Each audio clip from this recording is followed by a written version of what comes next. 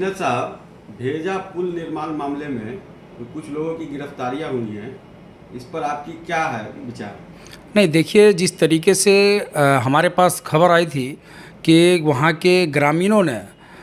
बहुत ही शांतिपूर्वक धरना प्रदर्शन किया था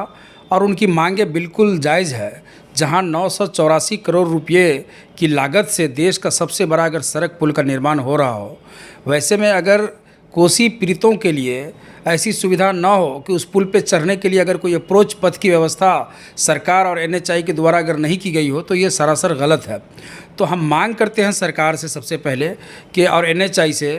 केंद्रीय सरकार से, कि निश्चित तौर पे उस पर अप्रोच पथ देने की ज़रूरत है, क्योंकि आप चाहते हैं कि इस पुल से अगर कोसी पीड़ितों के लिए कम से कम कुछ उनका उद्धार हो, आवागमन उनके लिए बेहतर हो, तो कहीं ना कहीं बगैर अप्रोच पथ के आप उनका उद्धार नहीं कर सकते हैं। रही बात कि स्थानीय प्रशासन की, हमें इस बात का बेहद अफसोस है कि जिस तरीके से पुलिस के द्वारा वहाँ कार्रवाई की गई और जब उन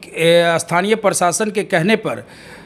आम जनों ने जो प्रदर्शन किया था उसको रोक दिया गया। किसी भी तरीके की कोई क्षति की बात नहीं थी, लेकिन जिस तरीके से ग्रामीणों के ऊपर, दर्जनों ग्रामीणों के ऊपर में केस दर्ज किया गया, कुछ की गिरफ्तारी करके उनको जेल भेज दी गई है, ये सरासर गलत है। हम प्रशासन से मांग करते हैं, सुपौल प्रशासन से मांग करते हैं कि उनकी गिरफ्तारी को, और साथ साथ जितने लोगों पे केस दर्ज हुआ है वो तमाम लोग गरीब गुरबा लोग हैं, वो सब खेतिहर मजदूर हैं, वो दैनिक मजदूर हैं, वैसे लोगों पर से केस वापस किया जाए और अप्रोच पथ के लिए जो भी समाधान हो सके उनको निश्चित तौर पे अप्रोच पथ देने की ज़रूरत है। इसकी हम मांग करते हैं। और अगर सुपौल से लेकर के, पटना से लेकर के दिल्ली तक जहां भी हमें भी जाने की ज़रूरत होगी, निश्चित तौर पे मैं जा कर के सरकार से आग्रह करूंगा, अधिकारी से आग्रह करूंगा कि बगैर अप्रोच पथ दिए हुए आप कोसी का विकास नहीं कर सकते हैं, आप अप्रोच पथ ज़रूर दें।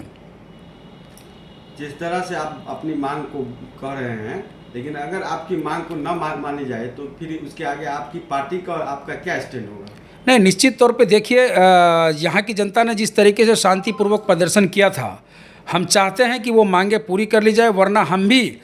यहाँ से लेकर के पटना और दिल्ली तक आंदोलन करने के लिए बाध्य होंगे, मजबूर होंगे। हाँ, ये ज़रूर है कि हमारा जो आंदोलन होता है वो लोकतांत्रिक तरीके से होता है, संवैधानिक मूल्यों का हनन हम लोग नहीं करते हैं। जो सिस्टम है, जो प्रशासन के द्वारा दिए गए नियम, कायदे, कानून है, उसके तहत होगा, लेकिन प्रदर्शन ज़रूर होगा।